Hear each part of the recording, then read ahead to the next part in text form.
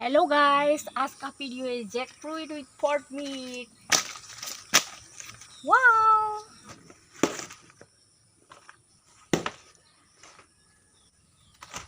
खान्थैनाङि नैबे औवाखौ दोनानै दाननोसै। दाननायाव एक्सपार्टखा हास्लाबखाया रावबो।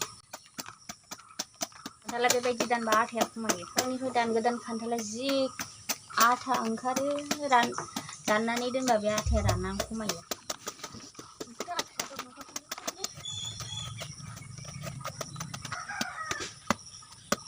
दाना दानखांबाय, बेखौ दाना आटाखौ फुगारनोसै। थाव गोथां फुननानै लाखादों, खान्थैनाङिनि फुगारबाय। बरिया आइसक्रिम स्टाइल।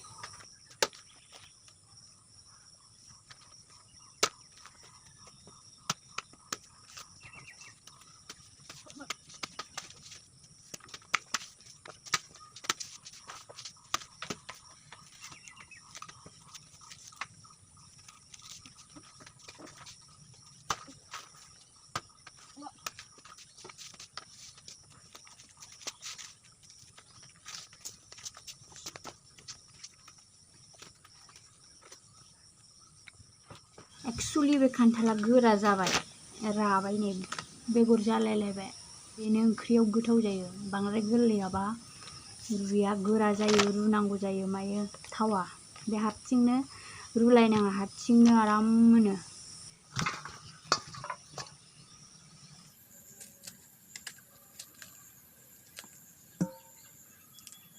बेगरखौ गारगोन,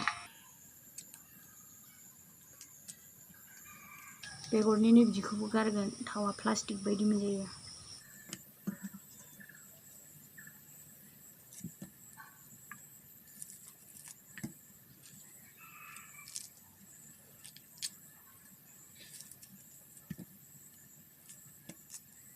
खान्थाल गोरायासो ओंख्रि जानो गोथाव।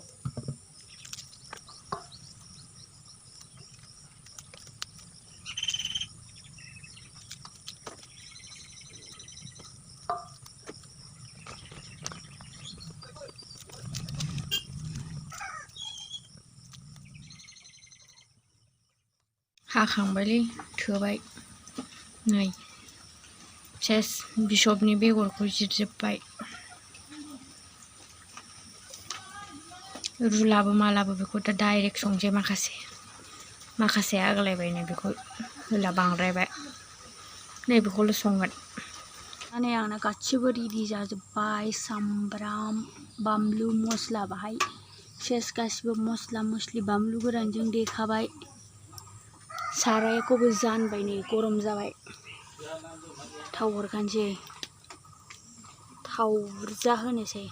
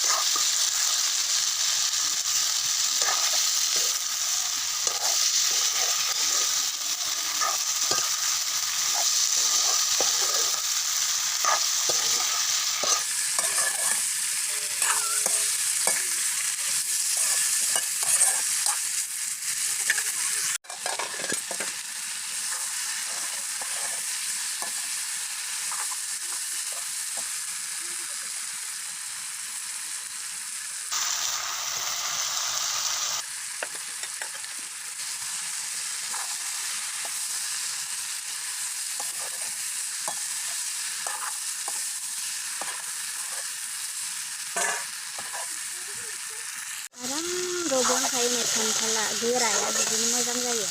खान्थाल गोरलैबा बेयो गथा गथा थागौमोन, गोरा थागौमोन। सिगां रुग्रोलायनांगौमोन, आराम गेब्लेजोबखाबाय। खान्थाल गोराया ओंख्रि जानो बिराद गोथाव, आराम गेब्लेबाय। दै होखानोसै आं एसे।